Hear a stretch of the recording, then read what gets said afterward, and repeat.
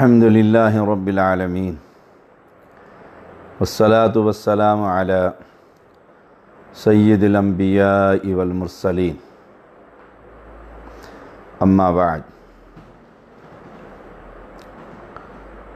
مشرک کے لیے ہدایت کی دعا کرنا، لیکچر نمبر 36 سیدنا ابو ہریرہ رضی اللہ تعالی عنہ بیان کرتے ہیں، میں اپنی والدہ کو اسلام کی دعوت دیتا رہتا تھا جبکہ وہ مشرک تھی۔ ایک دن میں نے انہیں اسلام کی دعوت دی تو انہوں نے رسول اللہ صلی اللہ علیہ وسلم کے بارے میں ایسی بات کہہ دی جو مجھے بہت ناگوار گزری۔ میں روتا ہوا رسول اللہ صلی اللہ علیہ وسلم کی خدمت میں حاضر ہوا اور عرض کی، اللہ کے رسول صلی اللہ علیہ وسلم، میں اپنی ماں کو اسلام کی دعوت دیتا رہتا اور وہ انکار کرتی تھی۔ آج میں نے انہیں پھر اسلام کی دعوت دی تو انہوں نے آپ صلی اللہ علیہ وسلم کے بارے میں ایسی بات کہی جو مجھے بے حد بری لگی۔ آپ اللہ تعالیٰ سے دعا کیجئے کہ وہ ابو ہریرہ کی ماں کو ہدایت عطا کر دے۔ چنانچہ رسول اللہ صلی اللہ علیہ وسلم نے دعا فرمائی، اللہم اہدی ام ابی ہریرہ، اے اللہ ابو ہریرہ رضی اللہ تعالی عنہ کی ماں کو ہدایت عطا کر دے۔ سیدنا ابو ہریرہ رضی اللہ تعالی عنہ مسلمان، صحابی رسول اور والدہ مشرک۔ اب بیٹا ماں کی عظمت کو سامنے رکھتے ہوئے بڑے ادب کے ساتھ اپنی والدہ کو اسلام کی دعوت دے رہے ہیں کہ لات کی عبادت جائز نہیں، منات کو پکارنا جائز نہیں، اللہ پر ایمان لانا چاہیے، آخرت کی فکر کرنی چاہیے، اسلام بڑا خوبصورت دین ہے، اے امی جان کلمہ پڑھ لیجئے، اسلام کی دعوت۔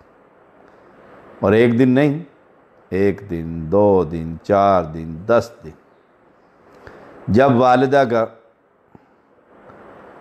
موڈ دیکھتے کہ بہت اچھا اور خوشگوار ہے تو آپ انہیں بڑے پیار اور محبت سے اسلام کی دعوت دیتے۔ والدہ سے اصل محبت یہی ہے کہ انہیں جہنم کے راستے سے ہٹا کر جنت کے راستے پر لایا جائے۔ اگر وہ جہنم کے راستے پر ہے اور جو مسلمان نہیں وہ تو کھلم کھلا جہنم کے راستے پر ہے، یا کلمہ پڑھنے کے باوجود کلمہ گو مشرک جو ہیں وہ اللہ کے علاوہ غیر اللہ کی عبادت اور عالم کی پوجا اور گھوڑے کی عبادتیں، غیر اللہ کی نظر اور غیر اللہ سے مدد مانگنا، تو پھر اولاد کی ہر ممکن کوشش ہونی چاہیے کہ مرنے سے پہلے یہ توحید پرست بن جائیں۔ یہ اصل محبت بھی ہے اور نیکی بھی بہت بڑی ہے، بہت بڑی نیکی ہے۔ یہی نیکی ابو ہریرہ رضی اللہ اپنی والدہ کے ساتھ کر رہے۔ ایک دن انہوں نے پھر رسول اللہ صلی اللہ علیہ وسلم کی طرف بلایا کہ آ جاؤ اللہ کی طرف اور اس کے رسول کی طرف، اسلام کا پیغام دیا تو انہوں نے بڑے سخت الفاظ رسول اللہ صلی اللہ علیہ وسلم کے بارے میں کہے جو صحابی کو بڑی تکلیف ہوئی، لیکن آپ نے ماں کے سامنے اف لکما، جو قرآن نے کہا کہ اف بھی نہیں کرنا، آپ نے کچھ نہیں کہا۔ اب نبی کی محبت جو غالب تھی، جو ایمان کا حصہ ہے، وہ تکلیف اور درد لے کر، کرب لے کر رسول اللہ صلی اللہ علیہ وسلم کے پاس تشریف لائے اور سارا واقعہ بیان کیا اور ساتھ درخواست کی، اللہ کے نبی علیہ السلام آپ میری ماں کے لیے دعا کر دیں، اللہ اسے ہدایت دے دے۔ تو رسول اللہ صلی اللہ علیہ وسلم نے یہ سننے کے بعد کہ اس نے میرے بارے میں بد زبانی کی ہے، مجھے کچھ سخت الفاظ سے یاد کیا ہے اور میرے صحابی کو تکلیف پہنچائی ہے تو میں اس کے لیے بد دعا کروں؟ نہیں، آپ نے سنتے ہی آپ کا اخلاق بہت اعلیٰ تھا۔ آپ نے زندگی میں کبھی ذاتی انتقام نہیں لیا۔ آپ صلی اللہ علیہ وسلم نے فرمایا اللہم اہدی ام ابی ہریرہ، اے اللہ ابو ہریرہ کی ماں کو ہدایت دے دے۔ اللہ سے دعا کر دی۔ اب ابو ہریرہ کہتے ہیں رضی اللہ تعالی عنہ، میں وہاں سے نکلا، یہ دعا کی خوشخبری تھی میرے لیے کہ اللہ کے پیغمبر علیہ السلام نے ہاتھ اٹھا دیے، دعا کی۔ جب میں گھر آیا دروازے کے قریب تو گھر کا دروازہ بند تھا۔ میری ماں نے میرے قدموں کی آہٹ سن لی۔ اب قدم کسی اور کے بھی ہو سکتے ہیں، لیکن ماں اپنے بیٹے کی قدموں کی آہٹ کو پہچانتی ہوتی ہے، دیکھ لیتی ہے۔ اللہ کی طرف سے خاص ایک، ہم نے پچھلے دنوں سبق میں پڑھایا تھا کہ ایک حضرت عمر کے زمانے میں بیٹے کے ہاتھ سے نکلا ہوا دودھ باپ کو پیش کیا، اور باپ کو خبر یہ تھی کہ بیٹا تو جہاد پر گیا ہوا ہے، تو اس نے کہا امیر المومنین حقیقت یہی ہے کہ اس دودھ میں میرے بیٹے کے ہاتھوں کی خوشبو آ رہی ہے۔ ایسے ہی ماں نے آپ کے قدموں کی آہٹ سن لی کہ ابو ہریرہ آ گیا۔ کہنے لگی ابو ہریرہ وہیں ٹھہرے رہو، ٹھہر جاؤ، دروازہ بند تھا، وہیں ٹھہر جاؤ۔ میں نے پانی گرنے کی آواز سنی، ابو ہریرہ کہتے ہیں رضی اللہ تعالی، پانی گرنے کی آواز سنی، ابو ہریرہ نے غسل کیا، اپنی لمبی قمیض پہنی اور جلدی سے دوپٹے کے بغیر آ گئی۔ یہاں بھی یہ بات ثابت ہوئی کہ بیٹے کے سامنے ماں بغیر دوپٹے کے آ سکتی، یہ محرم رشتہ ہے۔ آپ نے اپنی جو عرب لوگ لباس پہنتے ہیں اپنی لمبی قمیض پہن لی، غسل کر لیا اور دوپٹہ نہیں لیا۔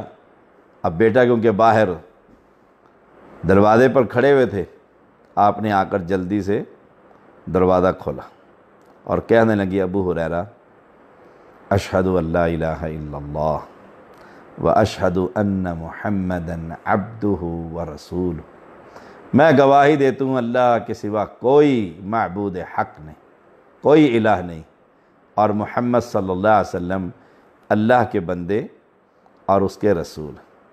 سبحان اللہ۔ ادھر پیغمبر نے ہاتھ اٹھائے ہیں اور ادھر ابو ہریرہ دعا لے کر وہاں سے نکل پڑے خوش ہو کر، اور ابھی پہنچے بعد میں ہیں گھر کہ آپ کی والدہ محترمہ غسل فرما رہی ہیں اور اسلام قبول کرنے کی تیاریاں کر رہی، اور جلدی سے دروازہ کھول کر سب سے پہلے کلمہ توحید کا اقرار کر لی۔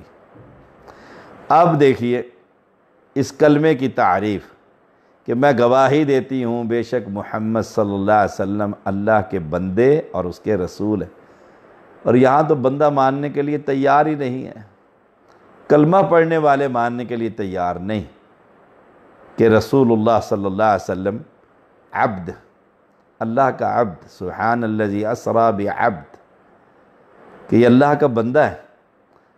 لیکن جو لوگوں کے یہ بہتان ہیں اہل حدیث پر کہ یہ بڑے بھائی کا رتبہ دیتے ہیں، نعوذ باللہ من ذالک ثم نعوذ باللہ من ذالک، یہ بہت بڑا بہتان۔ ساری کائنات پیغمبر کی جوتیوں پر قربان کی جا سکتی ہے، پھر بھی حق ادا نہیں ہوتا۔ لیکن جنس کے لحاظ سے قرآن اور حدیث کیا کہہ رہی ہے؟ عبدہ و رسولہ، اللہ کا بندہ ہے۔ اب نئی مسلمان عورت ہے، کوئی نور کا چکر نہیں ہے، دیکھو جو صاف نظر آ رہا ہے اس کا کلمہ پڑھ لیا۔ ابو ہریرہ رضی اللہ تعالی عنہ نے جو ہی یہ کلمہ سنا تو اندر داخل نہ ہوئے، واپس رسول اللہ صلی اللہ علیہ وسلم کی طرف، آپ کی خدمت میں۔ کہتے ہیں جب میں پہنچا تو میں خوشی سے رو رہا تھا۔ سبحان اللہ، ایک ہے غم کا رونا اور ایک ہے خوشی کا رونا۔ خوشی کیا ہے کہ ماں نے کلمہ پڑھ لیا، اس سے بڑی خوشی کیا ہو سکتی؟ ہمیں بہت خوشی ہوتی ہے جب کوئی شخص سنت کے مطابق نماز پڑھتا۔ میں نے اپنی مسجد میں ایک ایک بندے پر محنت کر کے یہ باغ لگایا۔ کبھی وقت تھا کہ 3-4 آدمی بزرگ سے ہوتے تھے، اور آج وقت ہے الحمدللہ کہ 1000-1200 افراد میں سے یہ نہیں پتہ لگتا نیا الحدیث کون سا ہے اور پرانوں کو، جب وہ سنت کے مطابق ہاتھ اٹھا کر رفع الیدین سے نماز پڑھتے ہیں تو دل باغ باغ ہو جاتا ہے۔ الحمدللہ ایک اور مسلمان ہو گیا، ایک اور توحید پرست بن گیا، ایک اور نے قبر پرستی چھوڑ دی، ایک اور نے تقلید کے شکنجے سے آزادی حاصل کر لی۔ حالانکہ نہ میں کوئی تنخواہ دار امام ہوں، نہ تنخواہ دار خطیب ہوں، میں تو اللہ کے فضل سے دینے والا ہوں، اور اللہ ہمیشہ دینے والا بنائے، لینے والا نہ بنائے۔ لیکن ایک اپنے باغ کے اندر بوٹوں کا اضافہ جیسے مالی خوش ہوتا ہے، ایسے ہمیں بھی خوشی ہوتی، اور پھر ایک ایک پودے کی اس کی حفاظت اور اس کے لیے دعا کرتے رہتے ہیں، یا اللہ یہ مسجد سے چلا گیا ہے، دور چلا گیا ہے، یا اللہ اس کی حفاظت فرما، اسے استقامت عطا فرما، اور اس کے ذریعے سے اس کے خاندان میں مسلک اہل حدیث کو پروان چڑھا۔ تو میں خوشی سے رو رہا تھا۔ میں نے عرض کی اللہ کے رسول خوشخبری ہے، اللہ تعالیٰ نے آپ کی دعا قبول فرما لی اور ابو ہریرہ کی ماں کو ہدایت دے دی۔ سبحان اللہ، سبحان۔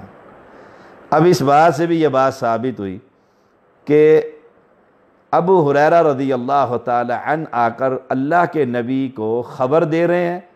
اللہ کے نبی کے پاس خبر نہیں، آپ نے تو دعا کر دی تھی۔ خبر کس کے پاس ہے؟ ابو ہریرہ کے پاس۔ اور نبی کون ہے؟ محمد الرسول اللہ صلی اللہ علیہ وسلم۔ عالم الغیب اللہ کے پیغمبر نہیں، یہ بات یہاں ثابت ہوئی ہے، ورنہ آپ کہہ دیتے ابو ہریرہ مجھے تو پتہ ہی تھا، میں نے دعا کر دی تھی تو مجھے پتہ تھا مسلمان ہو جائے گی۔ نہیں، سبحان اللہ۔ ابو ہریرہ کہہ رہے ہیں اللہ کے پیغمبر خوشخبری ہے، خوشخبری ہے کہ ابو ہریرہ کی ماں کو اللہ تعالیٰ نے ہدایت دے دی۔ آپ صلی اللہ علیہ وسلم نے کیا کیا؟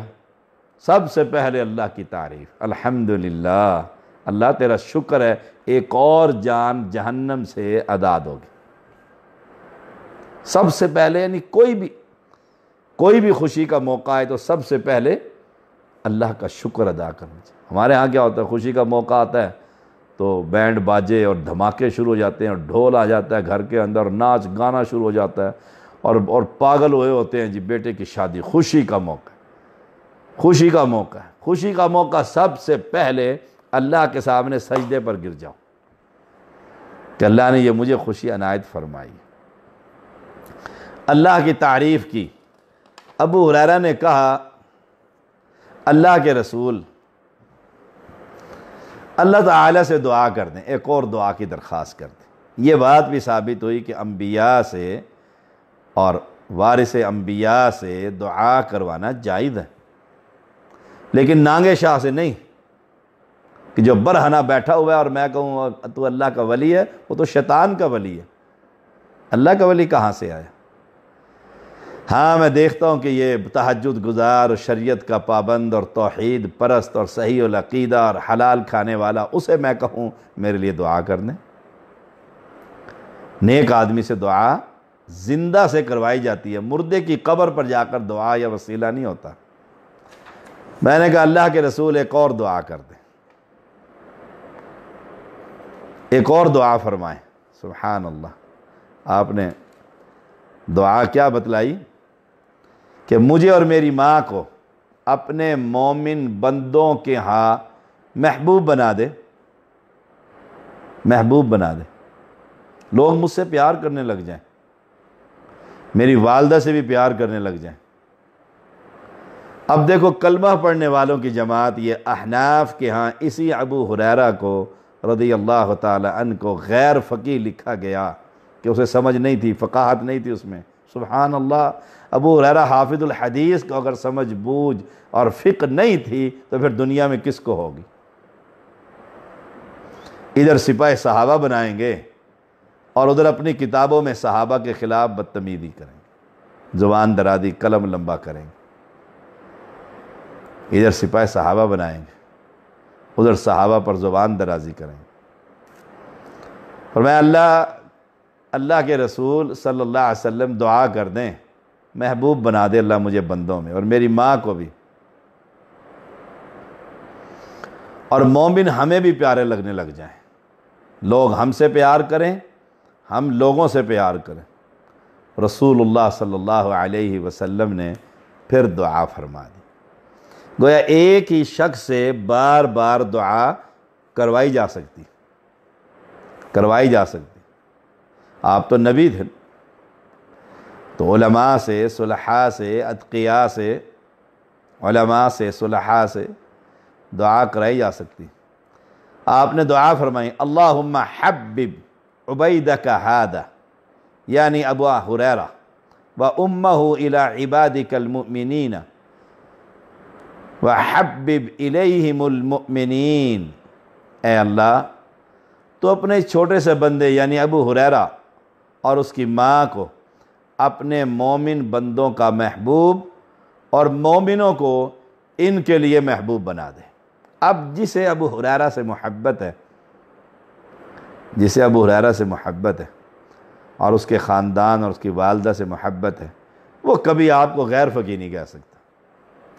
پیغمبر نے دعا مانگی ہے اس اپنے صحابی کے لیے، اس صحابی کے لیے، اللہ اس کی محبت لوگوں کے دلوں میں بھر دے۔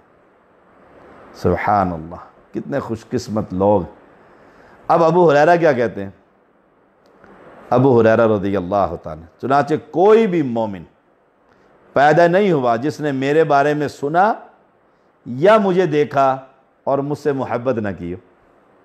یہ دعا بھی پیغمبر علیہ السلام کی اللہ کی بارگاہ میں قبول ہو گئی، یہ دعا بھی قبول ہوئی۔ ابو ہریرہ کہتے ہیں جس نے میرے بارے میں سنا اور جس نے مجھے دیکھا، اس نے مجھ سے محبت کی اور پیار کیا۔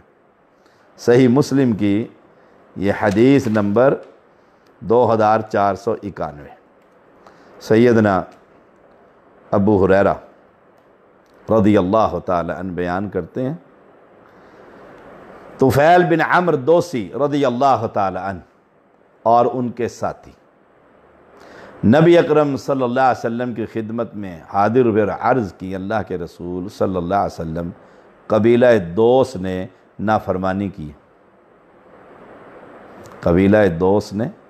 نافرمانی کی اور اسلام قبول کرنے سے انکار کر دیا۔ اللہ اکبر، یہ سردار تھے قبیلے کے، انہوں نے جا کر اسلام کی خدمت کی، لیکن قوم نے ماننے سے انکار کر دیا کہ ہم نے دعوت اسلام قبول کرتے ہیں،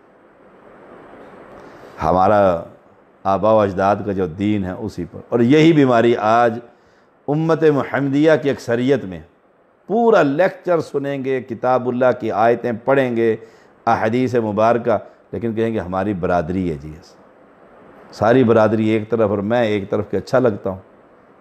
اب ایمانداری سے اگر پوچھا جائے کہ تمہارے دل میں برادری کی محبت ہے یا نبی اکرم صلی اللہ علیہ وسلم کی محبت؟ کہے گا نبی اکرم صلی اللہ علیہ وسلم کی محبت ہے، تو پھر ان کے حکم پہ عمل کرنا، ان کے حکم پر عمل کرنا۔ اے اللہ کے رسول، اب یہ تنگ آ گئے تھے دعوت دے دے کر، تھک گئے تھے یوں کہہ لیجئے، کہا ان کے لیے بد دعائی کر دیں۔ جب یہ کہا تو بعض لوگوں نے ساتھ ہی کہہ دیا کہ قبیلہ دوست تو برباد ہو جائے گا۔ نبی نے جب بد دعا کر دی تو قبیلہ دوست تو برباد ہو جائے گا۔ لیکن آپ صلی اللہ علیہ وسلم نے ان کے سوال کا جواب کیا دیا؟